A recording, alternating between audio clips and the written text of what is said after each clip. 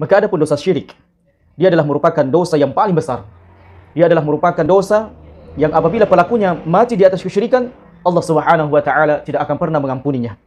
Sebagaimana Allah Subhanahu wa taala berfirman, "Innallaha la yaghfiru an yushraka bih wa yaghfiru ma duna dzalika liman yasha." Sesungguhnya Allah Subhanahu wa taala tidak akan pernah mengampuni dosa syirik. Dan Allah Subhanahu wa taala mengampuni dosa selain dosa syirik.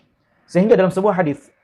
disebutkan, bagaimanapun hebatnya dosa yang dilakukan oleh manusia selain dosa syirik, maka tetap akan diampuni oleh Allah Subhanahu wa taala. Andaikan ada manusia datang berjumpa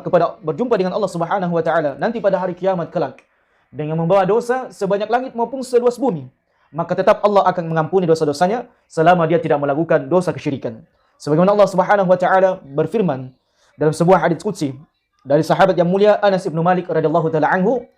dia berkata, dari sahabat Anas radhiyallahu taala anhu berkata, qala Nabi sallallahu alaihi wa ala alihi wasallam, Nabi alaihi salatu wasallam bersabda, qala Allah tabaraka wa taala, Allah Subhanahu wa taala berfirman, ya ibna Adam, innaka ma da'awtani wa rajautani ghafartu laka ala ma kana minka wala ubali. Wahai anak Adam, selama kalian berdoa kepadaku, kata Allah Subhanahu wa taala, dan mengharap kepadaku, ghafartu laka ala ma kana minka wala ubali, maka saya akan memberikan ampunan kepadamu atas dosa-dosa yang engkau lakukan, wala ubali, dan saya tidak akan peduli. Ya ibna Adam, kemudian lanjutannya, ya ibna Adam, law balagat dhunubuka anana sama thumma astaghfartani ghafartu laka wala ubali. Wahai anak Adam, andaikan dosamu membumbung sejauh langit, seluas langit, thumma astaghfartani, kemudian kalian meminta ampun kepadaku, beristighfar kepadaku, kata Allah Subhanahu wa taala, ghafartu laka wala ubali, tetap saya akan mengampunimu, memberikan ampunan kepadamu, dan saya tidak akan pernah peduli. Ya ibna Adam, wahai anak Adam,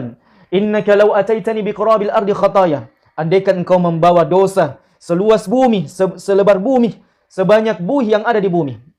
thumma laqitani la tusyrik bi syai'a, kemudian engkau berjumpa denganku pada hari kiamat kelak dalam keadaan engkau tidak berbuat syirik kepadaku, tidak menyekutukan aku dengan sesuatu apapun, la ataituka biqurabiha maghfiratan, maka sungguh saya akan mendatangimu dengan membawa ampunan seluas bumi tersebut. Sehingga zaman rahmatullah Subhanahu wa taala, Nabi kemudian dengan tegas mengatakan, bersabda dari sahabat yang mulia Abdullah bin Mas'ud radhiyallahu taala anhu, beliau kemudian bersabda, man mata, siapa yang mati, yushraka billahi syai'a, dalam keadaan dia menyekutukan Allah Subhanahu wa taala, dalam keadaan dia berbuat syirik, dia mati di atas kesyirikan, dakhalan nar, maka pasti dia akan masuk ke dalam neraka Allah Subhanahu wa taala. Dan orang yang dimasukkan oleh Allah Subhanahu wa taala ke dalam neraka atas dosa syirik yang dia lakukan, maka dia akan kekal di dalam neraka, tidak ada yang bisa menolongnya, dan dia tidak akan pernah mendapatkan sedikit pun syafaat dari Nabi alaihi salatu wasallam. Oleh karena jamaah rahmatullah Subhanahu wa taala, hendaknya seorang hamba itu menjauhi segala bentuk dosa syirik. Hendaknya seorang hamba itu mewanti-wanti dalam dirinya untuk tidak melakukan dosa syirik. Jangan sampai dia mati dalam keadaan berbuat syirik di hadapan Allah Subhanahu wa taala. Sehingga para ulama mengatakan, adapun dosa syirik tidak akan pernah diampuni oleh Allah Subhanahu wa taala sampai seorang hamba itu benar-benar dia bertaubat, jujur bertaubat kepada Allah Subhanahu wa taala, menyesal melakukan dosa syirik tersebut, kemudian meninggalkan dosa syirik tersebut, barulah dia tidak akan pernah diampuni oleh Allah Subhanahu wa taala sampai seorang hamba itu benar-benar dia bertaubat, jujur bertaubat kepada Allah Subhanahu wa taala, menyesal melakukan dosa syirik tersebut, kemudian meninggalkan dosa syirik tersebut, barulah dia diampuni atas dosa syirik yang dia lakukan.